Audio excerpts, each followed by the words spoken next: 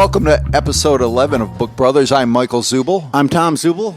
We're here at Electric Zubeland Studios in beautiful Brecksville, Ohio. Yes, following a major sports victory in the city of Cleveland. The Cavaliers won in 2016. What have I missed? Actually, no. The Browns won big today, beating the 0-8-1 Detroit Lions. They have a tie?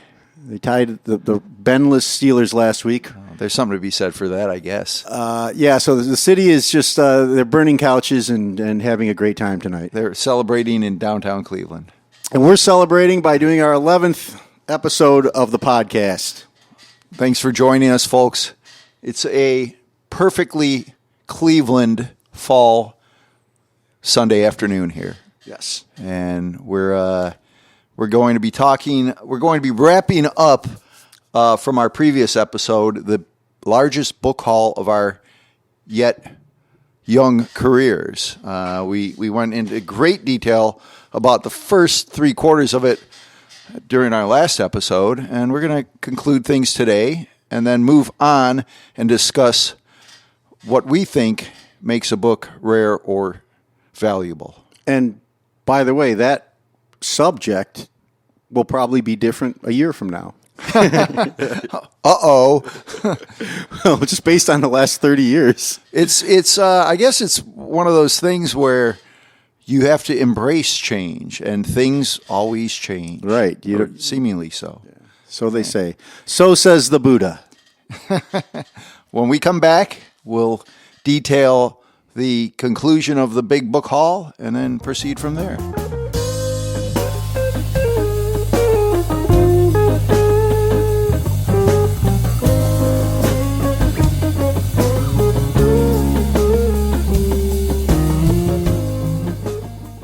Welcome back, everybody. Thanks for joining us. I'm Michael Zubel. I'm here with my brother, Tom.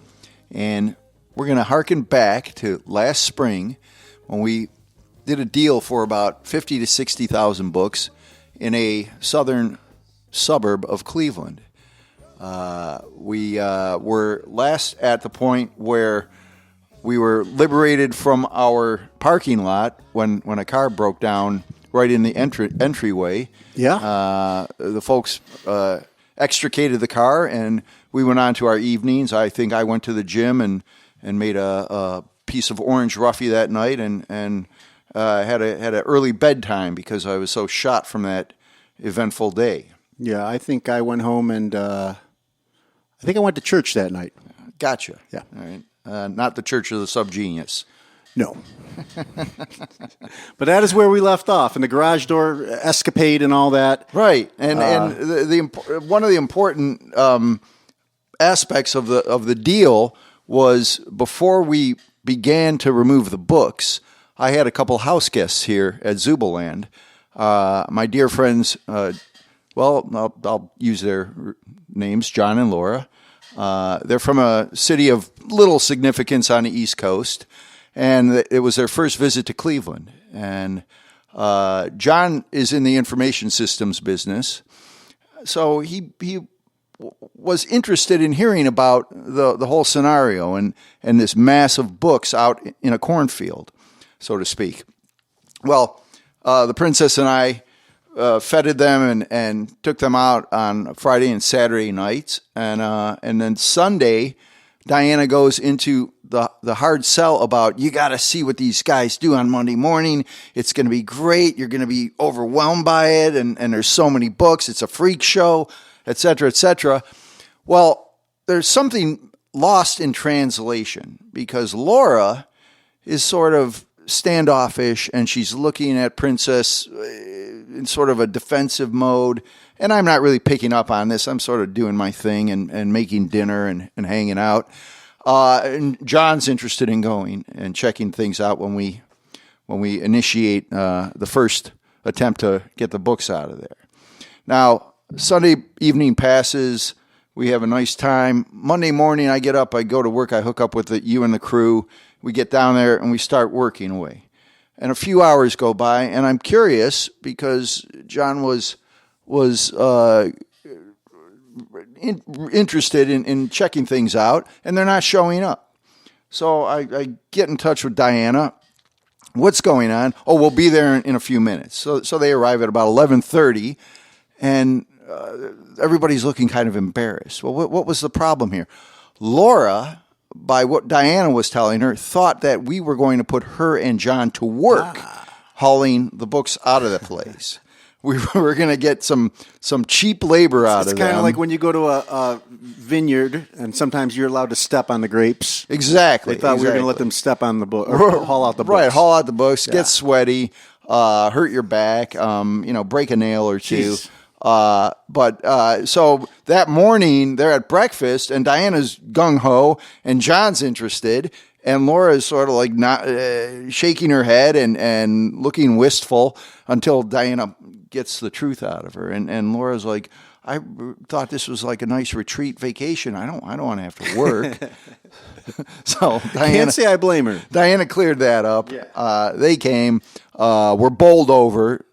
I think they came. Was that the big day? The final day? That was the first day. Oh, so that was the day of the garage and all that. The things we talked about last time. Oh, they showed up that day. Okay, because they kind of wanted to do lunch and yeah. We got to go and save the planet. And so that day, I think we pulled out 15 pallets worth of books from the place. Yeah, yes. Yeah. Got 15 pallets the first day. Exactly. And so we didn't really know. We kind of guessed how much was left in the building. That's right. Yeah. And so we were guesstimating how many more days this is going to take.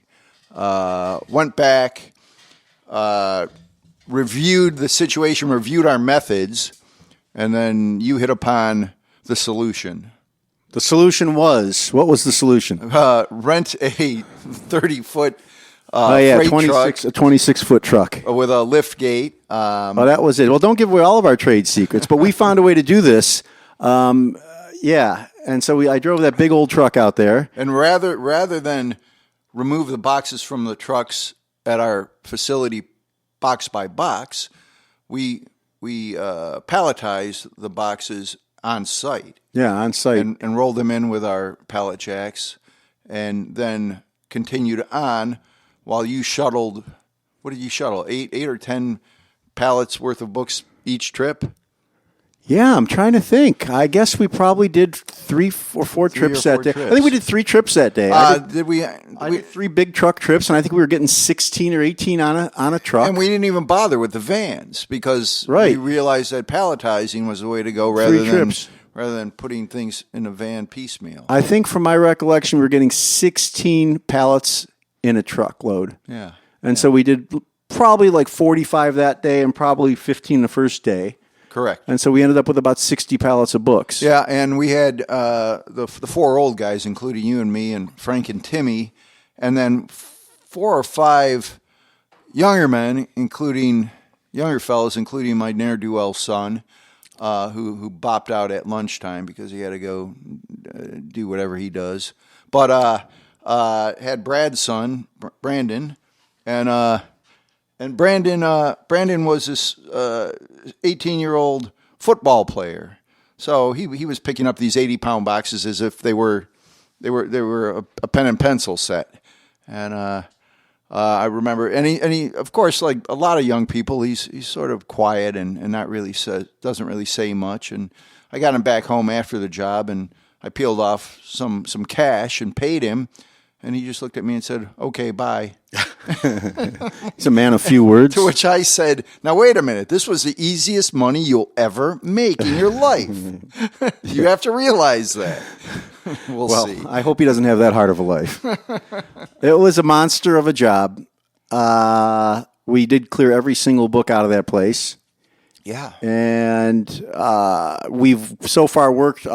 We've worked, I think, 2 pallets worth of it. Correct. Yeah. Yeah. So we got 58 pallets sitting around.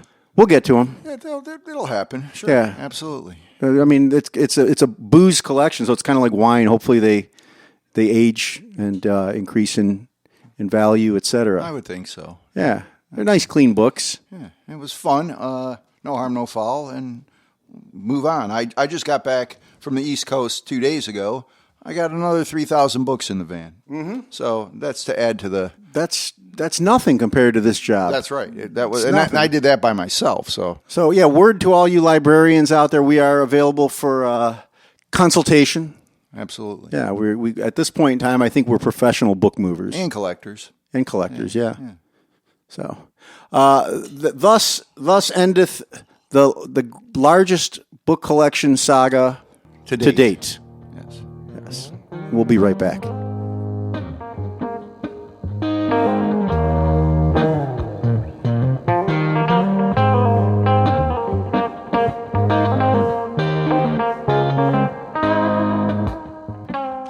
Welcome back to Book Brothers. I'm Michael Zubel. And I'm Tom Zubel. And now we're going to speak about what makes a book valuable in a monetary sense. Right, yeah. Right. And desirable in today's market. Because again, what's valuable in today's market might not have been valuable in yesterday. So a lot of things truly rare books are. There are desirable books that are not valuable. True. So from our angle, we're trying to find the books that are valuable, that are going to pay for the rent. They're going to put food on the table for our families, and help us buy new tennis shoes every 5 or 6 years. Absolutely, and a change of guitar strings once in a while. Yeah, exactly. Yeah. By the way, let me digress. We're sitting here in the newly vacuumed Electric Zubeland Studios. It is stunning. There are no more cobwebs. Well, there may be cobwebs in my head, but there are no cobwebs on the ceiling or the walls.